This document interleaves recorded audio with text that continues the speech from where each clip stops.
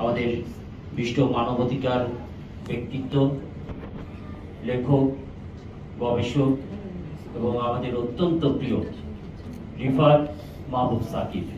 আমি আমন্ত্রণ জানাচ্ছি তাকে আজকে তার মূল্যবান কথা বলার জন্য এবং তার জন্য একটি জোরে করতালি প্রত্যাশা করছি।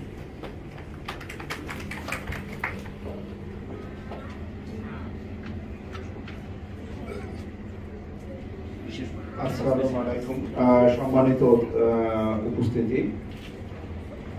আসলে Nelson Mandela golden peace award 2024-এ আসতে পেরে, এই প্রোগ্রামে আসতে পেরে আসলে আমি নিজেকে খুব সৌভাগ্যবান মনে করছি।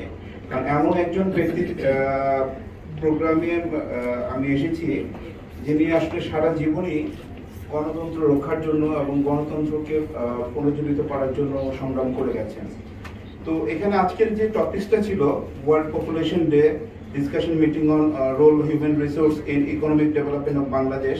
তো এখানে ওয়ার্ল্ড পপুলেশন ডে আসলে 11 জুলাই, যেটা হয়তো এই প্রোগ্রামটা আরো আগে হওয়ার কথা ছিল, কিন্তু রাজনৈতিক বিভিন্ন সহিংসতার জন্য এবং দেশের এই গন্ডগোলের জন্য এই প্রোগ্রাম পিছিয়ে আসলে আজকে এসেছে। তো আমি খুব শর্টকাটই বলছি। জাতিসংঘ প্রতি বছরই জনসংখ্যার সমস্যা সমাধানের জন্য বিশ্ব জনসংখ্যা দিবসের জন্য একটি থিম বেছে নেয়। তো এই বছরও 2024-এর জন্য একটি থিম বেছে নেওয়া হয়েছে, যেটা হচ্ছে যুবদের ক্ষমতায়ন। এই থিমটি টেকসই উন্নয়ন লক্ষ্যমাত্রা অর্জনের তরুণদের গুরুত্বপূর্ণ ভূমিকার উপর জোর দেওয়া হয়েছে। তো আসলে এই ক্ষমতায়ন বলতে আসলে আমি কিন্তু মানে একদম স্পেসিফিকই বলছি যে টেকসই উন্নয়ন, মানে অর্থনীতিতে তাদের একটা সুনির্দিষ্ট একটা উন্নয়ন থাকবে।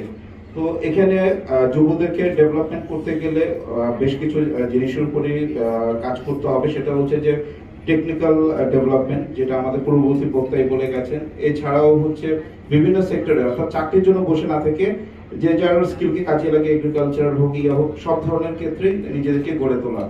তো আমার আমি বেশ কিছু আর্টিকেলসে বই লিখেছি এবং ডকুমেন্টারি ফিল্ম ক্রিয়েট করেছি। তো বেশ কিছু ডকুমেন্টারি ফিল্ম ক্রিয়েট করতে করতে আমার বেশ কয়েকজন বিজনেসম্যান এবং হচ্ছে কয়েকটা প্রতিষ্ঠানের সাথে খুব ঘনিষ্ঠভাবে মেশার সুযোগ হয়েছে। তার মধ্যে মর্স অন্যতম। তারা কিন্তু এই স্কিল ডেভেলপমেন্ট নিয়ে কিন্তু খুব ভালো কাজ করে যাচ্ছে।